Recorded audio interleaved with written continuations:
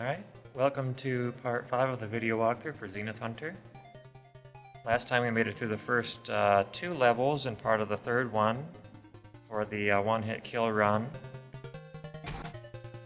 And we talked a bit about the idea behind Zenith Hunter, and basically it being a response to getting over it with Bennett Foddy versus sexy hiking. One thing I should note with these videos in general, the audio quality is sort of borderline, just on account of I've got a new microphone and that's all well and good and it's working properly, but the main thing is I have the air conditioner on, and the way that things are arranged in this room, basically it's very close to the computer, so I gotta run noise cancellation on the audio track, and that runs into issues with the volume, so I have to be fairly close to the microphone, and then that results in some pops and clicks if I'm too close and makes the audio clip. So I'll try to avoid doing that and sort of massage the audio track. And the other thing too is my voice is a little rough.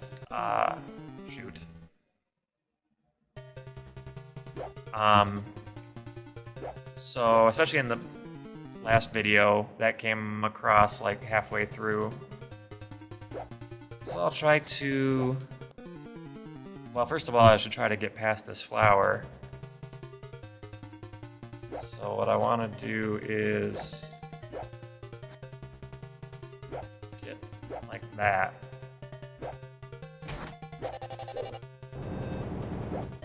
So I'll try not to, cough directly in the mic or anything like that if I can help it as a result of that.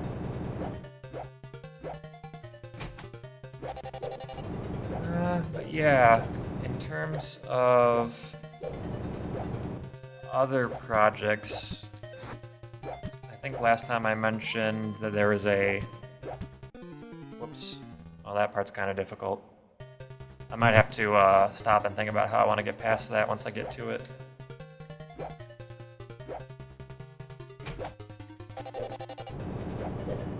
But yeah, so other than game design, I do some musical things and writing.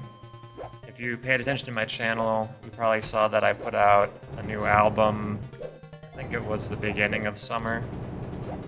That was Rain-Streaked Memories. And that one came out pretty decently, I think, compared to some of my other albums, just because after Terminal Amusement, a lot of those I was sort of going off of momentum to basically get out what I could in terms of vaporwave music. Because the idea in my head at the time is that I probably wouldn't be making anything more once I completed basically that. Whoa. Okay. Once I completed that year's worth of music. But that didn't turn out to be the case. And so I was able to take my time a little bit with Rain-Streaked Memories, and it came out surprisingly well, considering the amount of material that I had to go through in order to get those tracks. And then the other thing too is I had worked on a short story. That was a close one. Nice. Got it. I worked on a short story called Graph Addicts. And I'll leave out the details for now, but basically I submitted it to a number of sources, it got rejected, and I tried looking at other possibilities, but in the meantime it did manage to get accepted by one publication, an anthology for science fiction, which I think is coming out early next year. But in any case, that's on the up and up, so that is good. Dang it. Yeah, that guy's a problem. Let me get this guy. Actually, it doesn't really matter, I can just walk past him.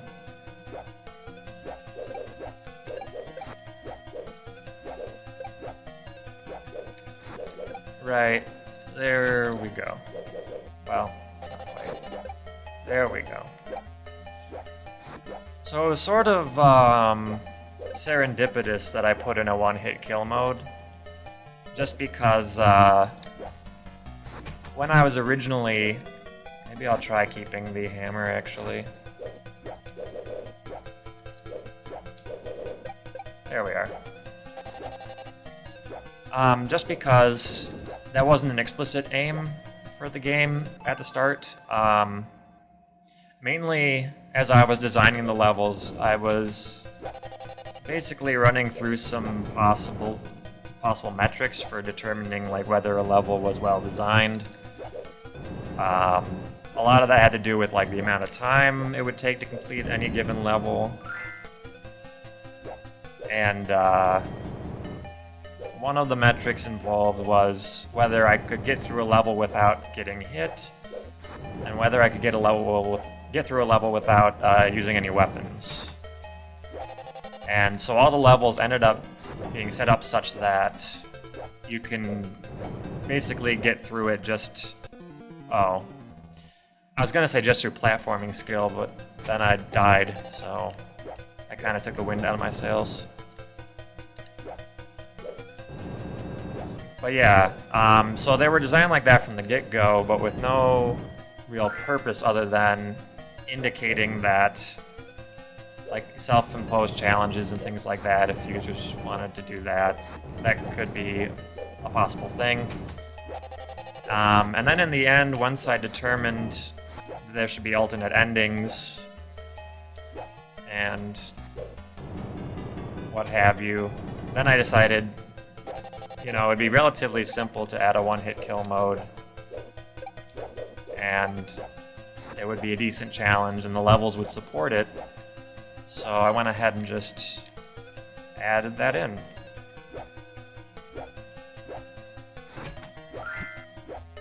There we go.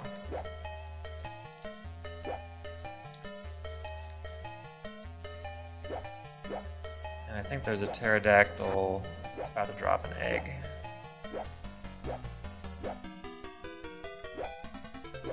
There. Not bad.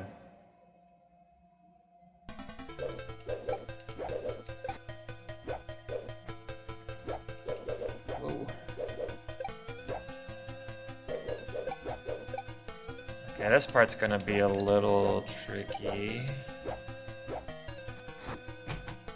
And then for this part, I'm gonna just go ahead and grab the heart for the bragging rights. Doesn't really matter, but couldn't hurt.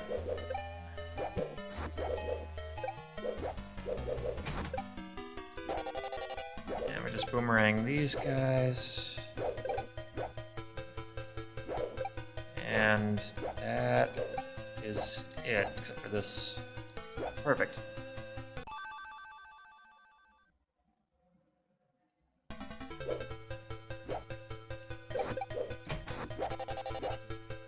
Well, actually, things have been going pretty well in this run.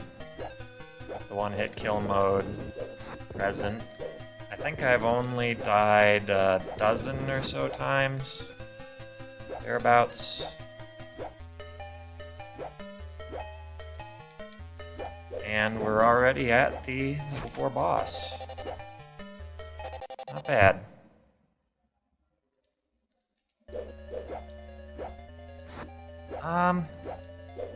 And I guess in terms of other projects, I think in general I'm moving more toward a flow where I do maybe one writing project, one game project, and one musical project a year. That seems decently sustainable.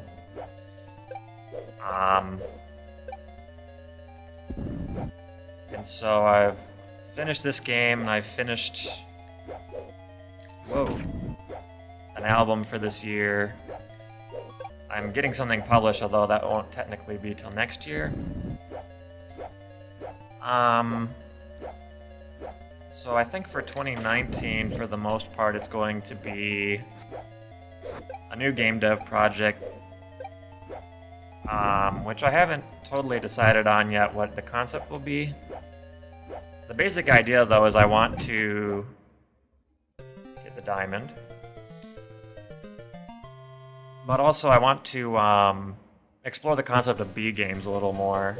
So similar to Sexy Hiking, and also Revenge of the Sunfish, if anyone's familiar with that, an old Game Maker game that fell into the same sort of camp.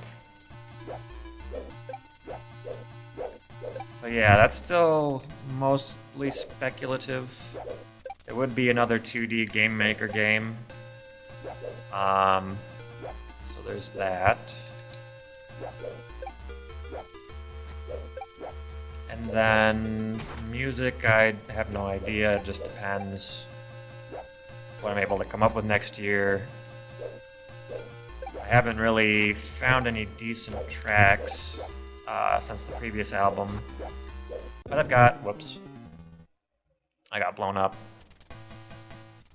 Also, I've got a couple of ideas, but I wanted to get at least 12 tracks going.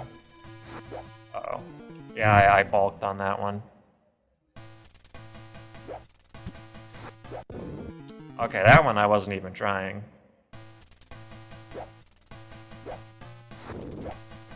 I should note if the deaths get excessive, I'll probably edit them out. So far it hasn't been too bad, though.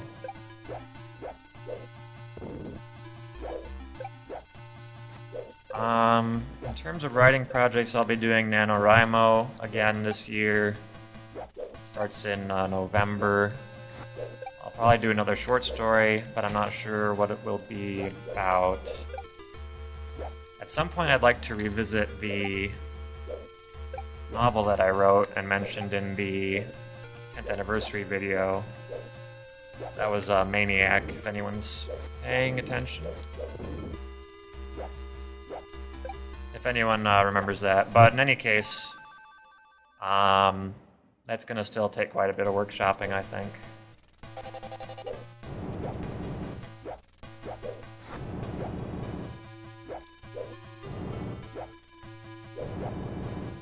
And then in terms of, I guess, channel updates, I don't have anything explicit planned after this video. Oh, actually, wait, no, there is one thing planned, and that is I'd like to do a video walkthrough for Revenge of the Sunfish. Although the way that game is organized, it's kind of weird because if you die a certain number of times on any given level, it'll kick you to the next level. And it's sort of like a series of mini games in a way, because the rules are all different from screen to screen, so sometimes it's hard to figure out what's happening. Oh, shoot. Hard to figure out what's happening before you die and end up being pushed to the next level. So it's interesting, and I might play through it a couple times to provide a sort of walkthrough for that. That was just bad aim on my part. Oh yeah, so there are a few things on the horizon, I guess. Which is always a good thing.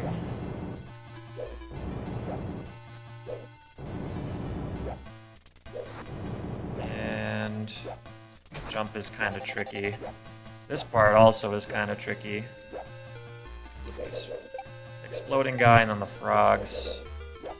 Just gotta... Uh-oh. Just gotta make slow, steady progress. Throw hammers willy-nilly everywhere.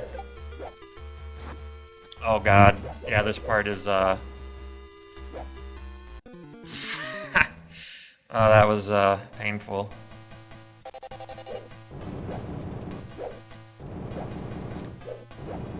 Yeah, one of the things about this game, and it was intentional the way I set it up, is that... Uh-oh. Must have hit the bird. Is that once you get to later levels, the difficulty spikes up accordingly. But in contrast, you usually have enough health that it sort of compensates for it. And especially if you get to the end of a level and you still have health left, and you know you're at the end, or getting close to it, you can pretty much just bum rush it and tank whatever sort of damage comes your way.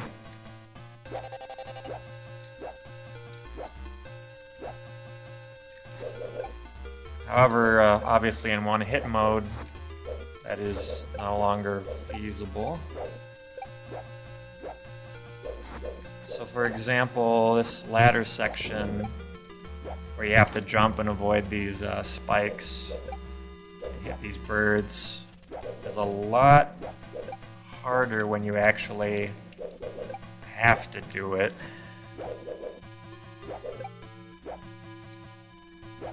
But a lot more satisfying when you get it done. Alright, so we're on level 5, stage 3. I think that's good for now. So we'll pick it up in the next video.